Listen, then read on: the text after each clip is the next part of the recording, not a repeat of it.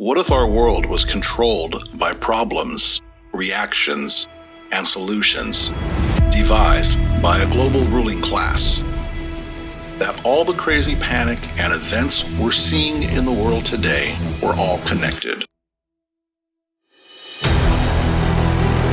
And we are all merely players in the game of planned chaos.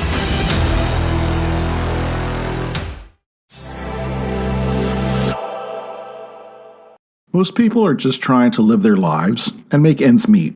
We can't believe or accept or understand that there is a small but highly organized syndicate that is extremely coordinated and has long worked out plans to cull the world population in order to maintain a more manageable populace. Think about it for a minute. If you were at the top of the power structure, you might worry about a public uprising and discovering of your corruptive and sinister methods. Such a pattern has actually held true throughout history. Again, it's a small club and you ain't in it. While we go about struggling through life, even more so at this time thanks to the COVID hysteria, logic dictates that we might want to ask certain questions, listen to reasonable inquiry, or do some research for ourselves. If we have concerns or questions, of course. Right now, people should not be walking. There's no reason to be walking around with a mask. When you're in the middle of an outbreak, wearing a mask might make people feel a little bit better, and it might even block a droplet, but it's not providing the perfect protection that people think that it is.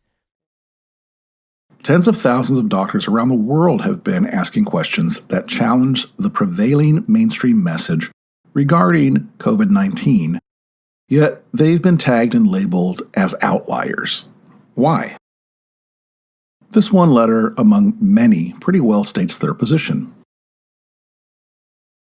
As examined in part 1 of this series on media, those who control media control the narrative. Those who have power certainly use it.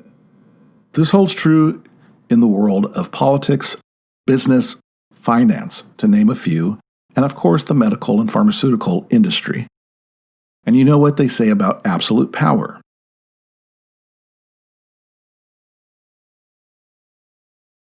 In this video, we'll present a classic control structure that plays out in 3 parts: problem, reaction, and solution. This is known as the Hegelian dialect. In it, those in control of the power structures understand that people will respond to an event in an expected manner. The event usually creates chaos, and as a result of that chaos, the desired order can more easily be put into place. This problem, reaction, solution design makes it appear as though the majority of the people are in fact asking for help as a result of a particular, often pre-planned event. And that help normally comes in the form of more restrictive control measures. Sound familiar? The time for educating people into compliance is over. Don't be stupid. We will shut you down. We will cite you. And if we need to, we will arrest you and we will take you to jail. So how do we know we have a problem? Sometimes it helps to plant seeds into a person's consciousness. I thought I would bring that perspective to the topic today, is the issue of pandemic preparedness. And if there's one message that I want to leave with you today based on my experience, and you'll see that in a moment, is that there is no question that there will be a challenge to the coming administration in the arena of infectious diseases, both chronic infectious diseases in the sense of already ongoing disease, and we have certainly a large burden of that, but also there will be a surprise outbreak. That sounded pretty scary. Fear being the ultimate motivator, an unknown enemy or parasite would certainly elevate our fear. So we, we'll have to prepare for the next one. That, I'd say is will get attention this time. Seems like we have a big problem. Our reaction seems to have been quite fear-induced. The solution is usually couched in the name of safety or for the public good. Sa police pati military. Shoot them dead. This is why Henry Kissinger said, "The one thing every man fears is the unknown." When presented with this scenario, individual rights will willingly be relinquished for the guarantee of their well-being granted to them by their world government. Always keep in mind that order out of chaos is the motto of those doing the controlling. Given that we're now in the midst of a devastating confusion around the world, could it be this is all planned chaos? ਅਸੀਂ ਸਮਾਜ ਦੇ ਦੁਸ਼ਮਣ ਆ ਅਸੀਂ ਘਰੇ ਨਹੀਂ ਬੈਠ ਸਕਦੇ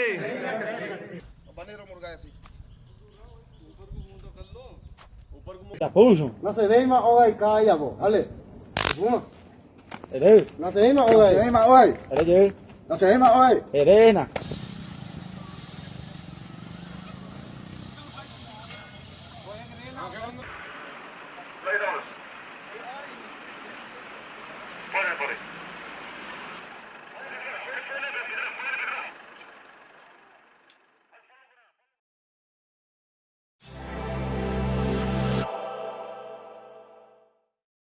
Now, before getting into the details of the problematic event, we have to ask, who are these people and why would they want to do this?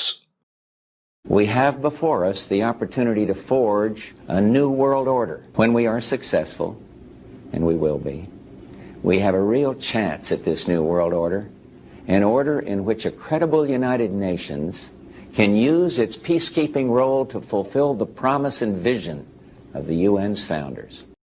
Let's just say that they are drunken with power and see themselves as self-appointed rulers who, for various reasons that we'll get into later, feel the need to control the sheep.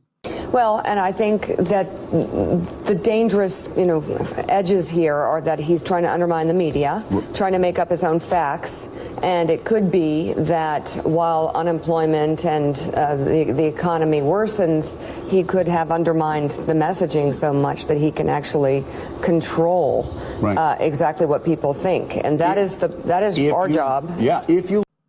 They wouldn't want a slave rebellion, so they do have to plan the whole event and get informed consent. In their religion beliefs, they don't want the bad karma attached to their actions, so they can claim that you have been informed. By not acting, you give consent.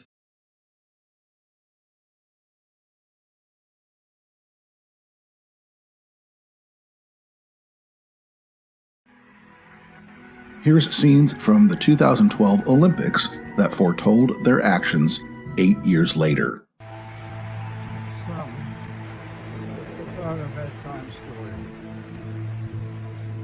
It's the snuggest. It's not large and sprawly. It's not a bit frightening. But in the 2 minutes before you go to sleep, it is real.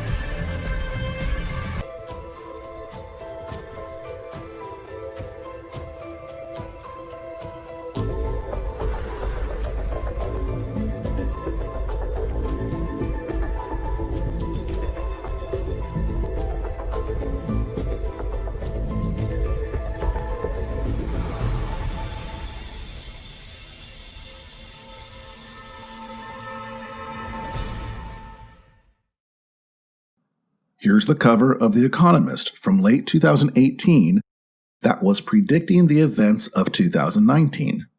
This also serves as a signal to their foot soldiers.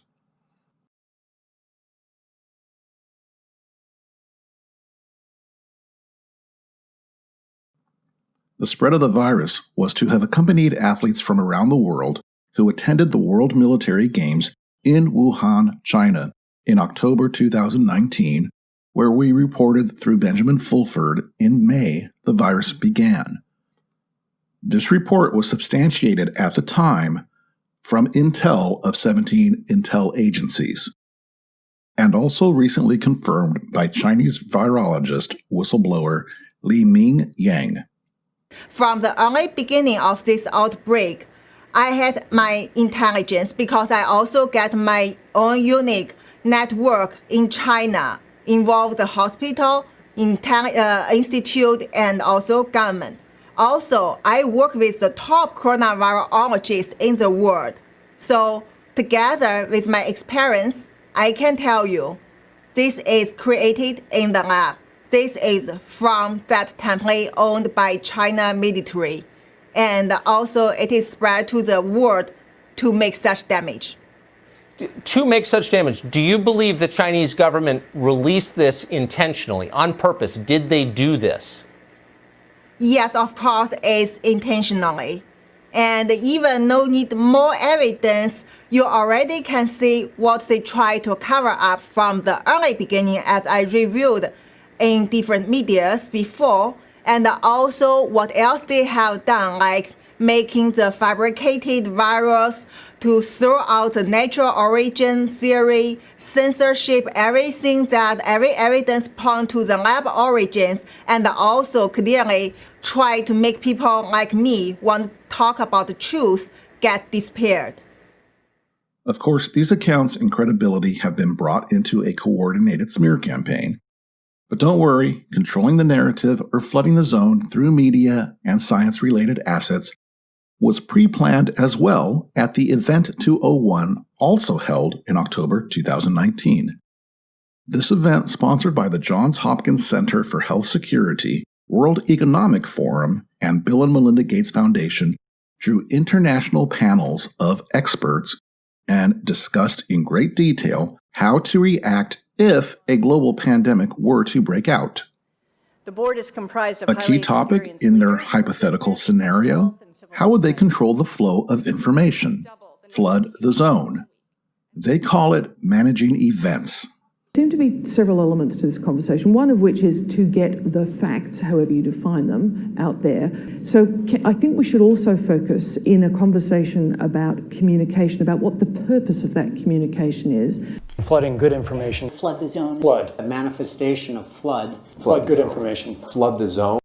So let's ask ourselves some honest questions about this COVID phenomena to see where this problem came from and if everything we know about it makes sense.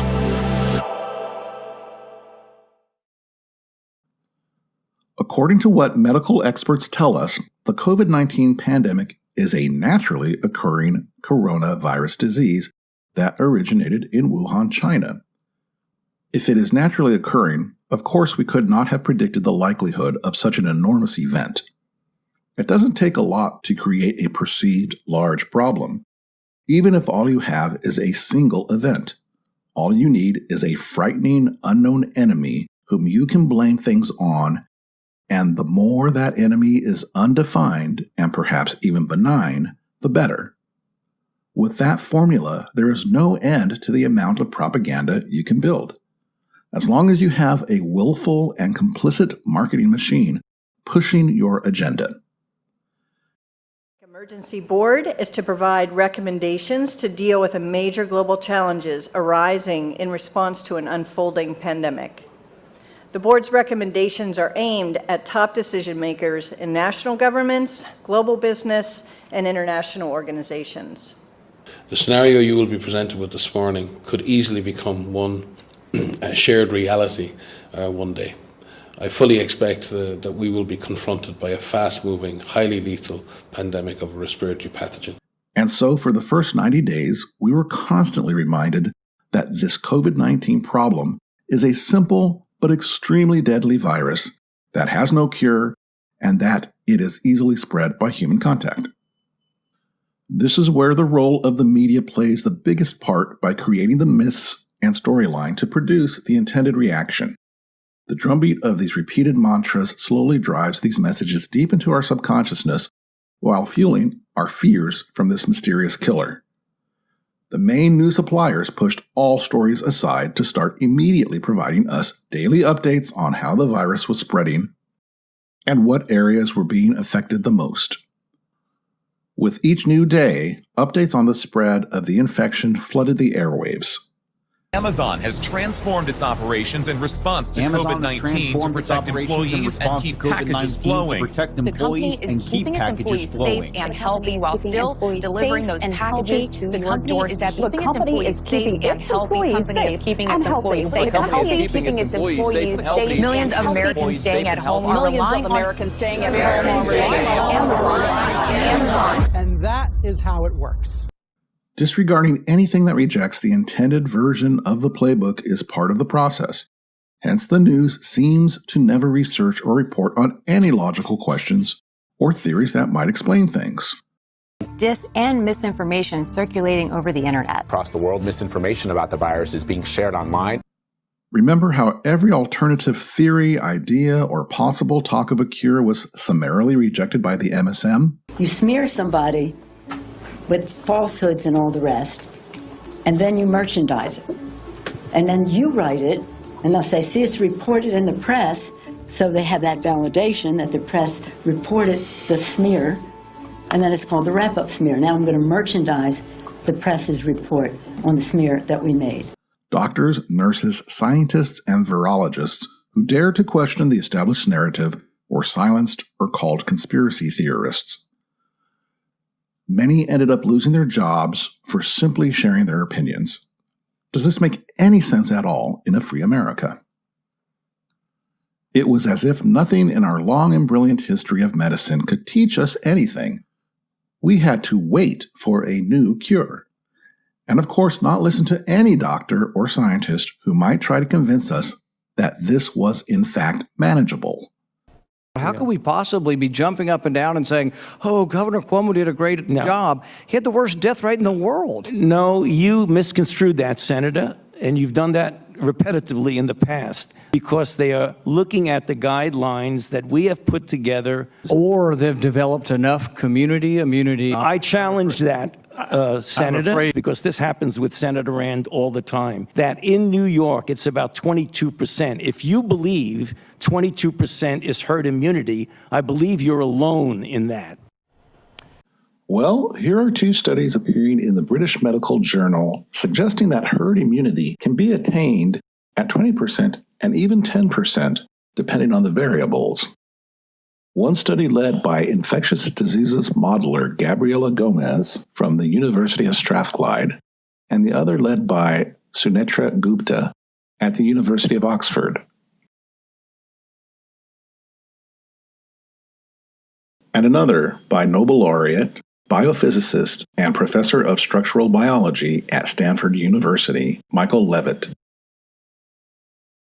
And while we're considering data, this piece put together by Anomaly raises questions about the use of data. Can you lie with statistics? Before you call me a conspiracy theorist, let's look at Bill Gates' reading list. How to lie with statistics. Before you fact check and call that a conspiracy theory, let's look at his website Gates Notes, telling people to read the book How to Lie with Statistics. There is terror in numbers, writes Darrell Huff in How to Lie with Statistics, and nowhere does this terror translate to blind acceptance of authority more than in the slippery world of averages, correlations, graphs, and trends. The Atlantic says, a pleasantly subversive little book guaranteed to undermine your faith in the almighty statistic. Models, data, and statistics are not always right. And when it comes to politics and a lot of big money interests, they're rarely right. Inaccurate virus models are panicking officials into ill-advised lockdowns, says the Federalist. And this is nothing new. It's mainstream news that the models that they used to drive our policy were way off. Even Cuomo admitted it. New York projections on beds and ventilators were off. Britt Hume seems to be catching on. The IHME model again, because Florida's death toll just dropped in the their model from 4,748 deaths earlier this week to 1,363 deaths by August 4th.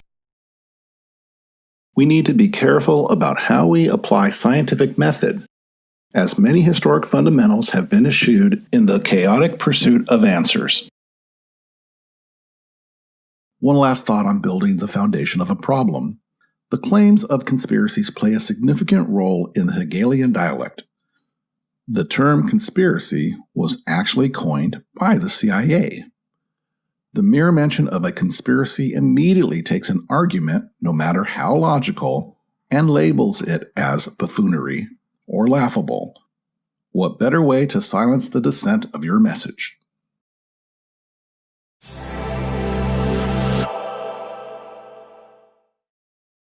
While the storyline of the problem is taking root and dissenters or non-believers are mocked with silence, the public's reaction begins to take shape under the guidance of more fear-driven embellishments.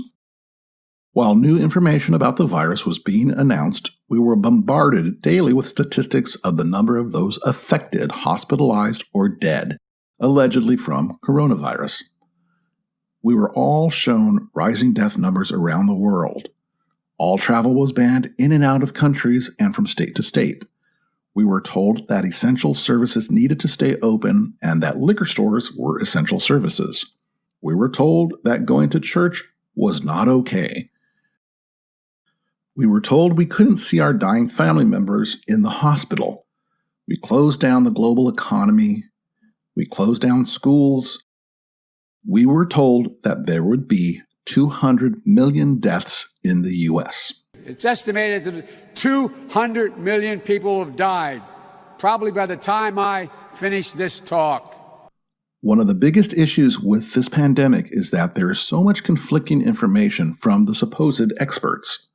Confusion is necessary to keep people distracted from discovering the truth. This is also part of the strategy. If you cannot evaluate what is true, then you are left with only remembering the prescribed, dictated facts. And conveniently, you become more reliant on the experts to provide explanation. And so we were told that it was a unique coronavirus, even though the usual coronavirus is the common cold. This one was so special that it was called novel. In fact, when CDC specialists discovered the virus, they saw the opportunity to profit from it through vaccines. Of all patents filed in the United States were functional forgeries, meaning that while they had linguistic variations, they actually covered the same subject matter. In 1999, patents on coronavirus started showing up, and thus began the rabbit trail. March 2003. Panic grips Hong Kong as a deadly new virus sweeps through the city. In 2003, the Center for Disease Control saw the possibility of a gold strike, and that was the coronavirus outbreak that happened in Asia. They saw that a virus they knew could be easily manipulated was something that was very valuable, and in 2003 they sought to patent it. And they made sure that they controlled the proprietary rights to the disease, to the virus, and to its detection, and all of the measurement of it. The virus has a patent held by Big Pharma ally, the Pirbright Institute.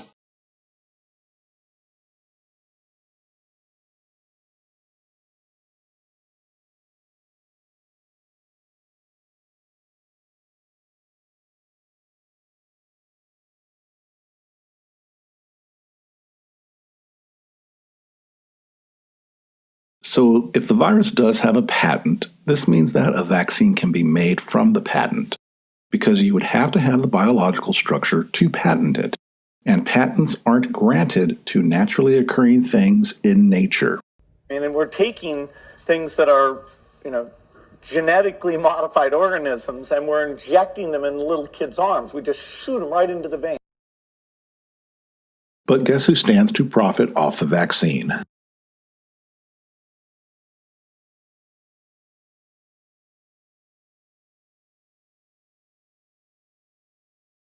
So the guy who told you to read How to Lie with Statistics is funding not only the models that's driving our policy, not only the potential cure to the virus that doesn't exist yet in its full form, so they have no reason of knowing if there even is a cure, or if it's like the flu vaccine, if it will eradicate or slow it down at all. He's funding the factories building that, which he then wants to give that product to pretty much every human in the entire world. And he's not only funding the institute that makes the models, he's also funding the competition for the vaccine, which is the hydroxychloroquine research studies. Tell me when you think we'll have a vaccine, as best you can, ready to administer to the public. Dr. Redfield. Well, I think as Dr. Cadillac said, I think there will be vaccine that initially be available sometime between November and December, but very limited supply and will have to be prioritized. If you're asking me when is it going to be generally available to the American public so we can begin to take advantage of vaccine to get back to our regular life, I think we're probably looking at late second quarter, third quarter, 2021. It is fair to say things won't go back to truly normal until we have a vaccine that we've gotten out to basically the entire world. According to the religious beliefs of those in the controlling bloodline families, they do have to say what they are going to do or plan to do. And then there were these quickly removed sales records from World Integrated Trade Solutions selling COVID-19 test kits worldwide in 2017. This account also asserts that the applications for certification of the kits had to have been made by 2015. So what's the end game? These controllers see this virus outbreak as warfare. They gain power by taking assets off the global chessboard. By seizing on the opportunity presented, they can sell protection products and vaccines to countries with the public demanding it. And who's going to pay? The people through taxes and countries through assets. So, we were told that we needed to listen to science, but only certain experts. We were told that masks would not work, and then masks became mandatory. We were told that ventilators were needed to save lives, and so there was a demand to manufacture more. And today, these ventilators are... We were told that the virus lived on surfaces, and then it was later determined that this was not true. We were told to wear masks to go into restaurants, but that masks were not necessary while sitting down in the same restaurant to eat. We were told that there wasn't enough hospital beds, yet many hospitals had to reduce staff to make room for patients that never showed up. We were told that businesses had to close, except of course for Walmart, Costco, Home Depot, Target, and other mega corporate-owned stores. And why is it that we've never quarantined healthy individuals in an outbreak and have previously only quarantined only the affected? And conveniently, as facts become more blurred, you depend ever more on the experts and your government leaders to provide expertise and advice. Funny how most of us mock and denounce our government leaders under normal circumstances and rarely expect them to provide any logical results. Yet as our fear and paranoia increases, we seem to forget how ineffectual they are, and we eagerly look to them for results and action. These experts are always ready and more than happy to stand behind a podium to declare their authority and pump up the volume. At this stage of the reaction, we usually learn how the problem is only exasperated by our own foolish habits. Hence, we are not staying in shelter enough. We are meeting in social settings too much. We are not taking seriously enough the mask mandates. We are not social distancing. We are killing our grandparents. Cutesy terminology sometimes emerges in these times to help define and put a stamp on the issue. And therefore, we have to more strictly comply, and until we do, we cannot visit our dying relatives in hospitals and nursing homes. We must close all small businesses. We must not go to the gym. We must not hold any sports events or activities. We must shut down all festivals, fairs, weddings, funerals, concerts, and outdoor activities. And we must shut down schools and universities. During this reaction stage, the propaganda continues to flood the narrative with increasing persistence. It should therefore be no surprise that the only news that continues to be reported every day is the number of cases, the number of deaths, and the need to take this seriously. Never mind that the number of cases is not properly put into perspective to the number of tests. Never mind that most tests are not more than 50% accurate, or that they never explained how many who tested positive were without symptoms. Never mind what the actual fatality rate is. And never mind that their facts are never backed with empirical data independently verified. When the controllers believe their message has been substantially ingrained in the masses and they have been sufficiently traumatized, the possible solutions start to emerge.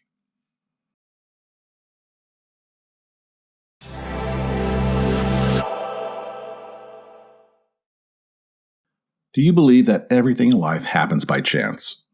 Are you one of those people who just accepts things for the way they are? If you are at all familiar with our PFC website, you might understand that you and we do in fact have great influence over our reality. All things are created by our thoughts. Remember how we were warned over and over again about weapons of mass destruction.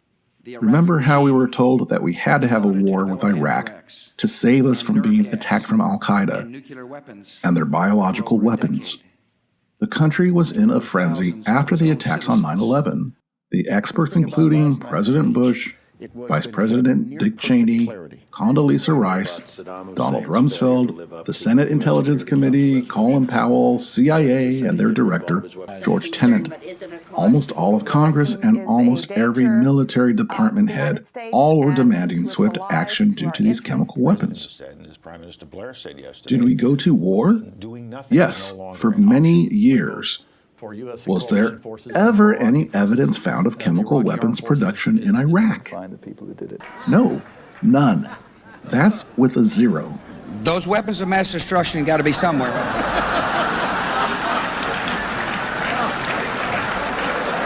Nope, no weapons over there.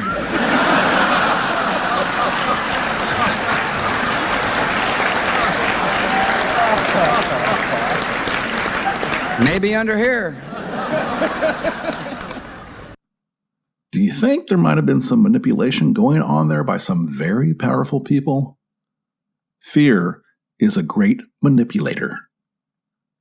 The government, or at least those in it who we have come to know as the deep state, always seem to have a plan at the ready for our safety and protection, of course. And we usually demand it, and in fact welcome it. And that also was achieved on an unprecedented bipartisan basis. This is the third major bipartisan piece of legislation in 3 weeks. 3 bills, 3 weeks to address this virus. So again, I want to thank the President for his leadership, his commitment to American workers, the Vice President as well, and Leader McConnell, and also my colleague, Secretary Mnuchin, who did work so hard to help you get this done. And so it is that the solutions phase emerges.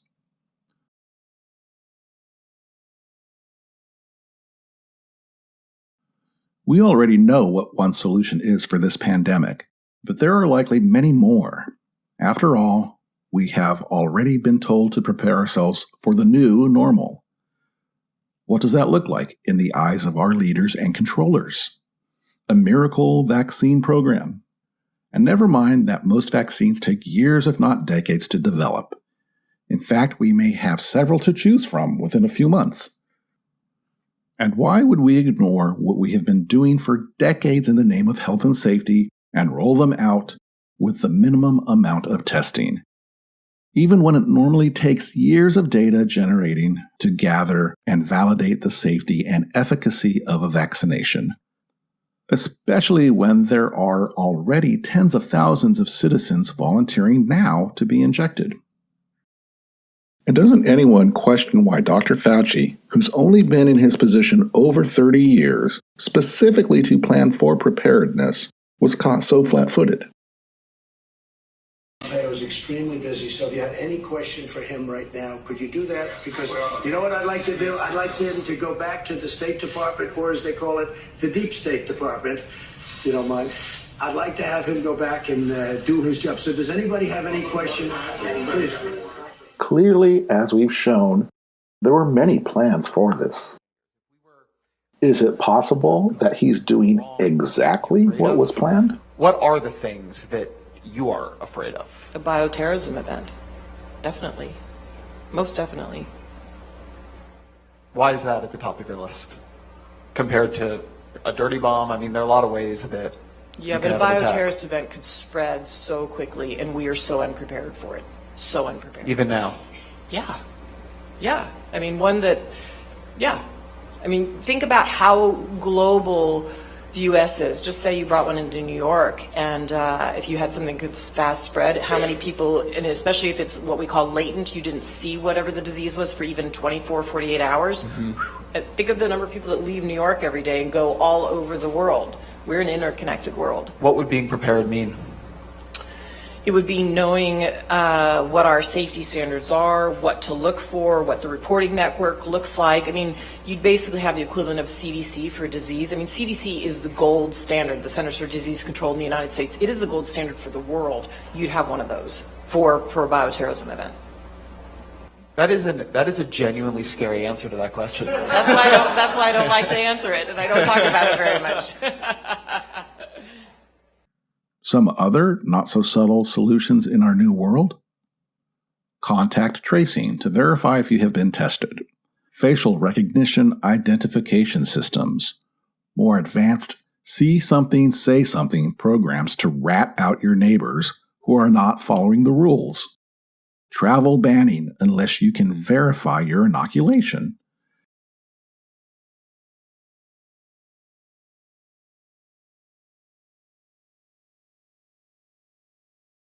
Paperless money system tied to a new ID system.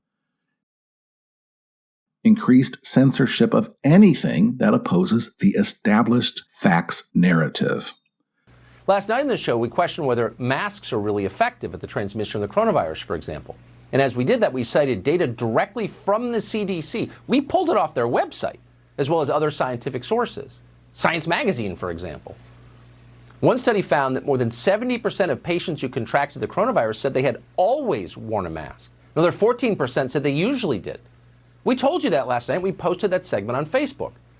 Today we learned that Facebook is calling our reporting, quote, partly false. We quoted the CDC. They restricted the distribution of the post to prevent people from seeing it. Again, we can't say this enough. The data that we put on television last night were from the Centers for Disease Control. We received a response tonight from the CDC about our segment last night on face masks. A spokesman for the CDC said that our coverage was misleading. Now, the spokesman didn't dispute that we had showed accurate data from the CDC, including that 85% of people who tested positive for coronavirus in July reported wearing a mask always or often. Instead, the spokesman said this, quote, "At no time has CDC guidance suggested that masks were intended to protect the wearers." Huh? Now, that would be news to the director of the CDC, Robert Redfield. Here he was last month. I might even go so far as to say that this face mask is more guaranteed to protect me against COVID than when I take a COVID vaccine. And then there are those not-so-subtle solutions. A reduced lack of freedom and rights. Increased separation of citizens into even smaller identity groups so that you are constantly suspicious of your family, friends, and co-workers. Economic collapse. Loss of jobs and businesses. Increased stress and anxiety that will lead to more sickness, trauma, homelessness, suicides, mental health issues, substance abuse, etc. While these solutions begin to slowly manifest themselves into your subconsciousness, the deluge of all the daily repeated fearful messages hit you from every angle. All of the media platforms have been fully engaged by now to ensure you don't come up with a thought of your own. And if you did, this NIH website has planned every potential message platform needed to maintain control over nonconformists. Note, this is not only in preparation for COVID, but also for vaccinations. YouTube, Facebook, Twitter, Instagram, TV, cable news, newspapers, magazines, and even movies and music are there to make sure you don't forget or wander off course. Remember, they're all owned by the same 5 or 6 media groups. And if that is not enough to keep you on the farm, these social platforms will make sure to publicly shame you into conformance if you don't wear a mask or walk down the street without avoiding others.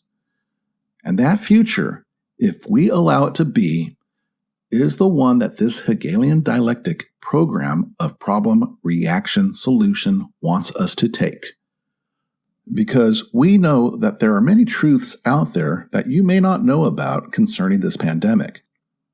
Truths that might open your eyes and mind to other solutions and ideas.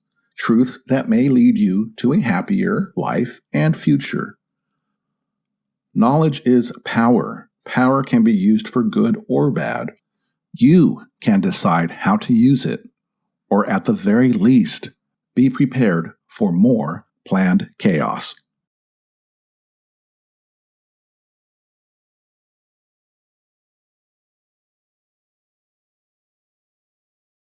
Planned Chaos was produced by volunteers of PrepareForChange.net. Our mission is to wake up the world through thought-provoking content and liberate the planet. Prepare for Change survives solely on the donations of its members. If we have succeeded in providing you information that has been useful to you in your awakening process, please consider helping our cause by giving a donation. All of our costs go to maintaining our website and the Malawi Orphanage, who we actively sponsor. To donate, please visit PrepareForChange.net. Prepare for Change Foundation is a 501c3 nonprofit. PrepareForChange.net is owned and managed by a worldwide community of volunteer lightworkers who come together to guide humanity through its planetary transition, the event. PrepareForChange.net sets the example by working for the greater good and was created at the request of the resistance movement. If you are moved to help us help the world, why not join us today? Prepare for Change brings truth so that we may change our ways into the path of grace instead of the path of slavery and destruction. Once we know, we can prepare ourselves for change and remember how to allow God's co-creative mind to assist us in making the best choices for all.